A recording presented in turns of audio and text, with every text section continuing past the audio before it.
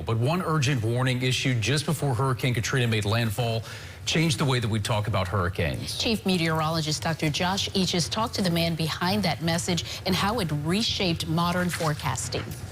Hurricane Katrina, a most powerful hurricane with unprecedented strength, rivaling the intensity of Hurricane Camille of 1969.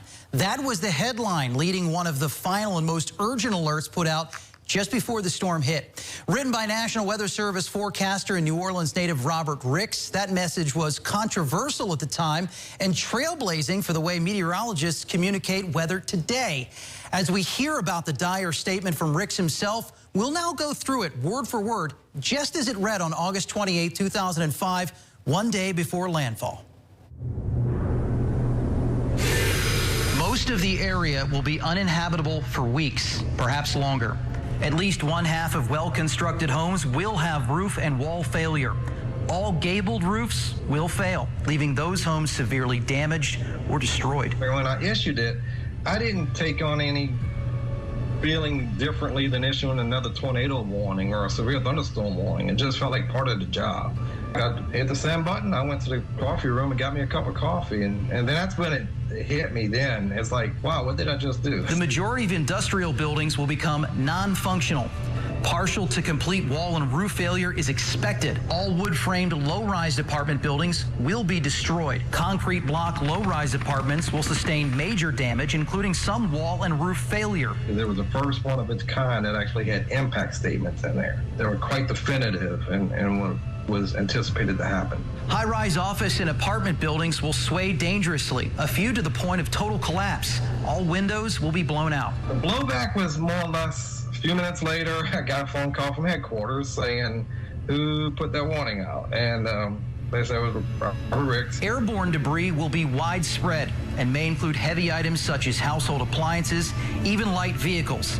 Sport utility vehicles and light trucks will be moved. The blown debris will create additional destruction. Persons, pets, and livestock exposed to the winds will face certain death if struck. So I wouldn't say it was a hard scrutiny, but it was scrutinized. This is the normal protocol now in Weather Service issuing warnings in that it's impact-based. Power outages will last for weeks, as most power poles will be down and transformers destroyed. Water shortages will make human suffering incredible by modern standards. The general public does not quite understand the weather when you're talking weather terms only. So they do understand impacts. When you say that something's going to happen to them, or their roof, or their lack of food and water for many days, then they get that. The vast majority of native trees will be snapped or uprooted. Only the hardiest will remain standing, but be totally defoliated.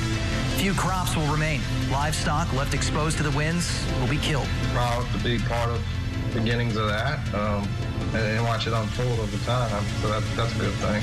But yeah, I think that's where we are today because of it. An inland hurricane wind warning is issued when sustained winds near or at hurricane force or frequent gusts at or above hurricane force are certain within the next 12 to 24 hours. Once tropical storm and hurricane force winds begin, do not venture outside.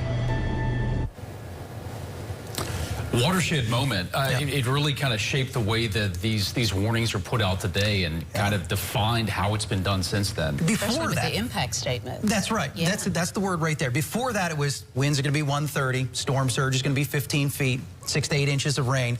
But what he did was, what's going to happen to me? What's going to happen to us? What's going to happen to you? That we can all get. And that's how weather messaging is now.